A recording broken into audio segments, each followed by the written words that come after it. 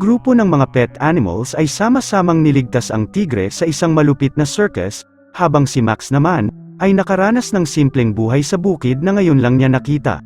Nakakatuwang adventure ng mga alaga ang naghihintay sa kanila. Ngayong araw, ikikwento natin ang istorya ng The Secret Life of Pets 2. Nagsimula ang pelikula sa isang aso na si Max, at nagpapasalamat ito na wala siyang bata na mga tao na dinidisturbo lagi siya. Sinabi ng kaibigang aso na oras na magkaroon siya ng bata sa bahay, tuluyang mababago nito ang iyong buhay. Pero dumating yung araw na kinatatakutan niya, nung araw na nakilala ng amo nitong si Katie, ang isang lalaking na aksidente na si Chuck. Lumipas ang panahon at nagpakasal din sila, nagkaroon din sila ng anak na ang pangalan ay Liam. Maayos at tahimik sa una yung bata, pero nung natuto na itong magsalita ay naging maingay na. Sumunod ay natuto na itong gumapang, pagkatapos ay natatakot na yung aso na maging malapit na sa bata. Isang araw, nilapitan ni Liam ang alagang aso, pagkatapos ay niyakap niya ito at sinabing mahal niya daw siya. Halos ginigaya sila lagi nung bata, at sila rin ang nagturo dito kung paano tumindig ng maayos. Naglalaro din sila gamit ang hair blower, at inamin ni Max na gustong-gusto niya talaga ngayon ang kanyang tao na bata. Kinagabihan, natatakot yung bida sa lakas ng tunog ng kidlat, kaya tinabihan niya si Liam sa higaan nito. Sa ibang bahay naman ay may matabang pusa na gumising sabay nahulog sa sahig, at gaya ng kanyang araw-araw na ginagawa, ginigising niya ang kanyang owner para gumising na rin. Ayaw nitong gumising kaya sinubukan ng pusa ang iba't ibang paraan para lang makuha ang atensyon nung natutulog. May kuneho naman na si Snowball ang niyakap ng kanyang owner na bata, sabay nagsipilyo rin ito kasama niya. Nanood din sila pareho ng paborito nilang cartoons, pagkatapos ay sinuutan din siya ng hero costume ng kanyang amo. Nung tinawag na yung bata para pumasok na sa school, sinabi ni Snowball na siya na ngayon ang in charge sa lahat, kaya sinimulan na nitong magpatrol sa buong lugar. Nagkunwari din itong lumilipad na parang si Superman, pagkatapos ay nadistorbo siya dahil tinawag ito ni Max na nakatira lang sa itaas. Nagpaliwanag yung kuneho na isa siyang superhero ng New York, pero hindi siya pinaniwalaan nung bida. Dumating sa eksena yung isang aso na si Duke, at sinabing pumasok na daw sa eskwela si Liam sa unang pagkakataon na ikinagulat ni Max. Kinontak niya agad yung ibang mga aso gamit ang radyo, pero sinabi ng mga ito na wala daw silang makita. May isang hamster naman ang nakakita sa bata niyang si Liam, at inireport na sinusundan niya ngayon yung bata. Sumunod ay inilakad siya ng amo niyang si Katie, pero pupunta pala sila sa veterinary kaya nagmakaawa yung bida na wag silang pumunta doon. Pero nasunod pa rin yung babae at pumasok sila sa isang klinika na may iba't iba ring pasyente na mga hayop. Pagkatapos ng lahat, umuwi sila sa bahay na may plastic cone si Max sa paligid ng kanyang ulo, para daw mapigilan nito ang pangangati sa sarili na hanggang ngayon ay ginagawa niya. Nakita niya ang paborito niyang laruan pero kahit anong kanyang gawin ay hindi niya ito makuha. Pumunta naman siya sa ibang bahay dala ang laruan at tinawag ang isang puting aso na si Gidget, na ngayon ay naliligo sa dishwasher. Pinakiusapan niya rin ito na kung pwede daw ay alagaan muna ang paborito niyang laruan dahil pupunta sila sa trip, at nagagalak niyang gawin yun sabay nangarap na parang mommy at daddy daw sila nito. Sa kotse, tuwang-tuwa yung dalawa na lumabas sa bintana, habang kinamusta din ang isang aso sa kabilang sasakyan. Balik kay Gidget, nananaginip itong masayang magkasama sila ni Max habang inaalagaan ang anak nilang laruan. Pero tumalsik yung bubuyog palabas ng bintana kaya nagmadali yung aso na habulin yun. Nagpatuloy na gumulong yung laruan kung saan-saan hanggang nahulog ito sa veranda, at sakto namang pumasok din sa loob ng ibang bahay. Nagmamadaling bumababa si Gidget at napunta sa isang silid na merong matanda na nanonood lang ng TV. Nakita niya rin sa wakas yung laruan pero nung kukunin niya na ito, pinag-aagawan naman ito ng ibang mga pusa. Nadagdagan pa ito ng iba pang mga alaga na nakita rin yung bubuyog, kaya nagpakita rin yung lahat ng mga pusa at sinimulang nakipag-agawan din sa laruan. Natatakot tuloy si Gidget sa labas kung ano na kaya ang gagawin niya. Samantala, nagbubuhat ng barbell itong kuneho para lumakas siya bilang isang superhero, nang may kumausap sa kanilang isang aso na hinahanap daw si Captain Snowball. Nagsabi ito na may defenseless animal daw siyang nakita at kailangan ito ang tulong ng superhero. Narinig yun ni Snowball kaya nagpaalam muna ito at nagsabing tatawagin niya daw yun. Ilang sandali, nagpakita si Captain Snowball suot ang costume, sabay nagpakitang gilas din na tumetalon ngayon sa ibabaw ng mga gusali. May babae na sumisigaw ng tulong laban sa mga kawatan, at nagpakita agad yung bida para protektahan siya. Isa-isa niya itong nilabanan sabay pinaikot-ikot din yung isa at inihagis din yun sa ere. Nagpasalamat yung babae sa kanya, pagkatapos ay bumalik ulit siya sa silid para kausapin muli yung bisita. Nagpakilala ito bilang si Captain Snowball at narinig niya daw na may nangangailangan dito ng tulong niya. Sumunod ay nagkwento yung aso na si Daisy nang nasa eroplano daw siya, kasama ng ibang mga hayop na ginugulo ngayon ang mga bagahe sa compartment. Pagkatapos ay may narinig daw siyang ingay kaya pinuntahan niya yun. Nakita niya itong isang poster na may Happy Sergey Circus na nakasulat. Tinanggal niya yun at nakita ang isang tigre na nasa loob nito. Mabait si Snowball kaya buong tapang na sinabing tutulungan niya daw yun. Balik kay Max, nakarating sila sa isang bukid at binati sila ng matanda na si Uncle Shep. Lumabas yung dalawang aso at natuwa yung isa dahil sobrang lawak nito kaysa sa nakasanayan nilang lugar sa syudad. Pagkatapos ay kinausap ni Duke ang isang baka na dapat daw itong nagmumo, pero nainsulto lang yung farm animal at ginaya na lang nito ang ugali ng isang aso. Sa likuran naman nila ay may isang pabo na nakatitig, at di inaasahang sinugod sila nito kaya tumakas papalayo si Max. May tumahol na aso sa di kalayuan at biglang tumigil naman kaagad yung pabo sa ginagawa nito. Dahil dito, namangha ng sobra yung isa, kasabay ng pagtawag sa lahat ng may-ari ng rancho para kumain. Balik kay Gidget, humihingi siya ngayon ng tulong kay Chloe pero naabutan niya itong busy sa kanyang ginagawa. Nagpanik si Gidget at sinabing kailangan niya daw maibalik yung bubuyog na laruan, kaya gusto nitong magpaturo kung paano daw maging isang pusa. Kinagabihan, habang umiinom ng tubig si Max, ay nakilala niya ng personal yung asong nakita kanina. Nagalit ito dahil sa kanya daw yung water bowl na iniinuman niya kaya humingi ng paumanhin kaagad yung bida. Sumunod ay nagpakilala yung aso bilang si Rooster, at nagtanong ito kung bakit hindi nasa labas yung bata nila. Ipinaliwanag ni Max dahil daw baka masaktan sa kakatakbo yung bata pero salungat ito sa paniniwala ni Rooster at dapat daw na maagang matuto yung mga bata. Balik kay Snowball, nakarating sila sa may circus at palihim itong pumapasok sa loob. Nilapitan nila yung malungkot na tiger at sinabing ililigtas nila siya. Binalaan sila ng lobo na wag daw lumapit sa tiger. Sabay nagsitayuan na din yung iba pang mga kasama. Nakita ni Daisy yung susi, at nakakagulat na matapang na tinakbo niya ito habang iniilagan ang mga wolf na gustong hulihin siya. Samantala, ginamit ni Snowball yung malaking martilyo pero hindi nito nabuksan yung kandado at bumagsak lang siya sa sahig.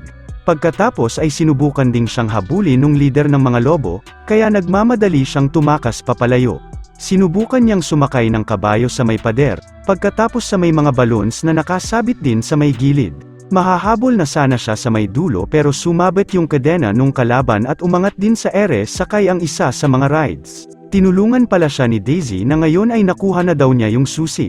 Matagumpay nilang napalaya yung tigre kaya nagpasalamat ito sa kanila. Si Max naman ay tinignan kung maayos ba ang kalagayan ng kanyang bata. Pagkatapos ay napansin niya ang iba't ibang ingay ng mga hayop na naririnig nito sa paligid na ayaw niya. Di niya alam ay may wild fox na gusto siyang atakihin, at nung nagpakita ito sa kanya, biglang dumating si Rooster at niligtas yung bida. Tumakbong natatakot yung kalaban, kaya nagpasalamat kaagad si Max dahil sa pagtulong nito. Tinanggal naman ni Rooster yung plastic cone para sa susunod daw ay makita ni Max yung mga kaaway sa lugar. Balik kay Gidget, sinuutan siya ni Chloe ng mga kolorete para magmukha daw itong parang pusa. Dinagdag din niya na kailangan din itong umarte na parang isa sa kanila. Nagpakita siya ng bola at nagsabi ng fetch. Lahat ng aso ay ginawa yon pero pinigilan si Gidget at kailangan daw ay manatili lang siya sa lugar dahil aso lang ang gumagawa niyan.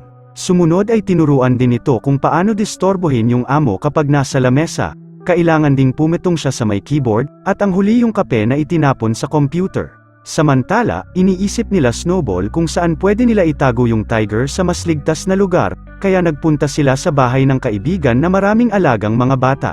Pagkapasok nung dalawa ay sinugod agad nila yung nakitang kuneho, pagkatapos ay pinakita nung aso yung pagbanggit ng Pledge of Allegiance nilang lahat. Nagulat naman itong si Pops sa nakitang tigre sa loob ng sala, kaya inutusan niya yung hamster na patunugin yung alarm.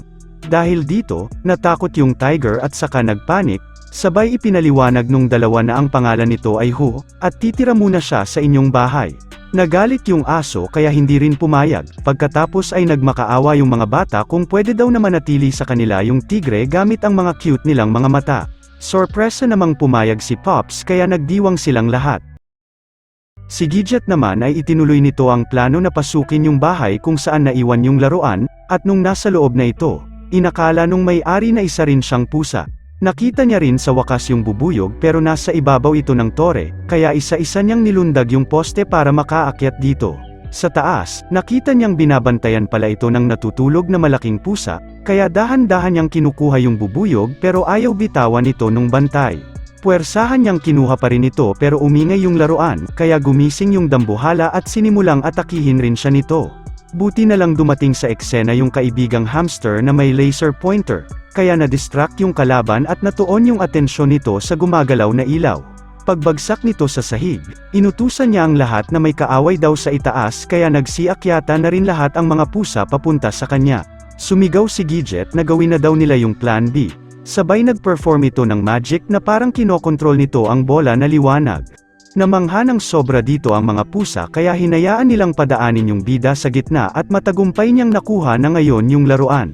Sa bukid, pinapanood nila si Rooster na lumulundag-lundag sa maraming toro, kaya namamangha sa kanya ng sobra itong si Duck.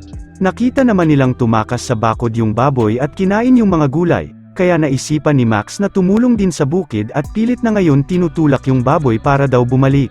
Nagmungkahi yung kaibigan na kagatin daw yung buntot nito para daw gumalaw. Naniwala naman yung bida sa kanya sabay ginawa nga yun. Sumigaw sa sakit yung baboy at kasamang nahila si Max sa pagtakbo nito, na nagresulta ng paghagis niya sa ere. Ginamit naman ang pagkakataon nung maliit na tupa na umalis sa lugar, kaya pinagalitan ni Rooster yung bida na dapat nilang hanapin daw yung naglayas na tupa. Sa paghahanap nila, umakyat ng burol itong si Rooster na sinubukan din ni Max pero nahulog lang siya pagkatapos. Nakita na ngayon ni Duck na may dumarating, sila Rooster pala ang mga yun na matagumpay na nahanap yung batang tupa. Samantala, patuloy na hinahanap ng mga asong lobo ang kumuha ng tigre nila, at habang nakikipagkwentuhan itong si Daisy, nasa likuran na pala niya ang mga wolf at inatake din siya. Nagpatuloy ang habulan sabay na daanan din ang nagbibisikleta, pagkatapos ay naamoy nila ang isang malaking aso kaya inutusan nilang umalis na ito. Nasa ilalim lang pala nagtatago si Daisy kaya tinanong nila kaagad siya kung nasaan na daw yung tigre. Tinuro ng bida na nasa likod lang daw nila, at nung lumingon sila pabalik, nasorpresa sila na nawala na pala ito. Busy naman si Snowball sa paglalaro ng paborito niyang video game, nang marinig niya na may kumakatok sa may bintana. Tumambad sa kanya yung tiger ulit, at sinabi ni Pops na sinira daw nito yung buong apartment niya kaya iniwan na sa kanya yung malaking pusa. Kinagabihan, kinausap ni Max si Rooster na ngayon ay iniidolo na niya. Nagpapaalam na rin ito dahil bukas daw ay babalik na sila sa syudad, kaya inimbitahan ni Rooster yung bida na umakyat sa sasakyan. Sa ilalim ng magandang sikat ng buwan, ginaya ng bida yung idolo sa pagtahol nito ng malakas na narinig sa buong bukid. Pagsapit ng umaga, iniwan ni Rooster ang kanyang pulang scarf para maalala ng bida yung lugar na siyang ikinatuwa nito. Pag-uwi nila ng apartment, tinanong nung bida kung anong ginagawa ni Snowball kung bakit may tigre sa kanyang bahay. Nagpaliwanag ito dahil may mga humahabol sa kanila na mga asong lobo, at narinig nila sa labas na nasa kalye na ang mga kalaban. Matapang na ngayon si Max, at nagsabing siya na daw ang bahala sa mga ito. Pagkaharap niya sa mga kaaway, di niya inaasahan na marami pala sila. Sabay nagpakita rin sa likuran niya ang may-ari ng circus at inatake rin siya. Umakyat na ngayon yung ibang mga bida kasama yung tigre, pero nahabol din sila ng mga lobo sa may rooftop. Pagkatapos nakita nila Snowball ang umaalis na circus truck, at tinanong niya kung ano na daw ang gagawin nila. Tinawagan nila ang kaibigang hamster na may remote control na sasakyan, at habang mabilis silang umaandar, kinontak ng kuneho ang mga kaibigan sa radyo at narinig ito agad ni Gidget. Kasama na ngayon ang hukbo ng mga pusa, sama-sama silang tutulong pati na rin yung matanda. Samantala, dinala ng kalaban na si Sergey yung tigre sa may tren, at sinabi na sa driver nito na kailangan na silang lumisan.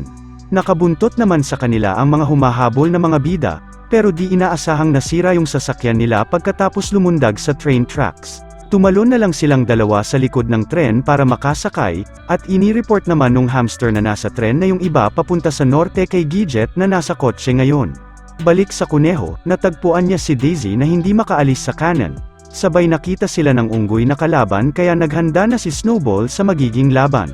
Sa ibabaw ng lumiliwanag na billboard, naglaban ang dalawa pero unang nakasuntok yung kuneho ng uppercut. Nasundan pa ito ng maraming pagsipa niya sa mukha ng unggoy, Sa huli, walang kalaban-laban na sumusuko na sa kanya yung matching. Samantala, sinira ni Max yung bintana para makapasok sa karwahe na kung nasaan yung tigre. Sa galit nito ay kinagat niya sa likuran yung kalaban, sabay ng pag-atake rin sa mukha nitong si Snowball. Natakot yung driver kaya napilitan itong pahintuin na lang yung tren. Sabay matagumpay na nilang naitakas yung tigre kasama ng lahat. Natapos ang pelikula sa pagdating ng umaga, at lahat sila ay masayang nakasakay sa sasakyan ng kaibigan nilang si Gidget at ng mga pusa pabalik ng New York City. Yung tigre naman ay tinuring na rin na bagong alagang pusa ng matanda kasama ng iba. Mag-subscribe para makapanood ng mga video na katulad nito. Hanggang sa muli kaibigan.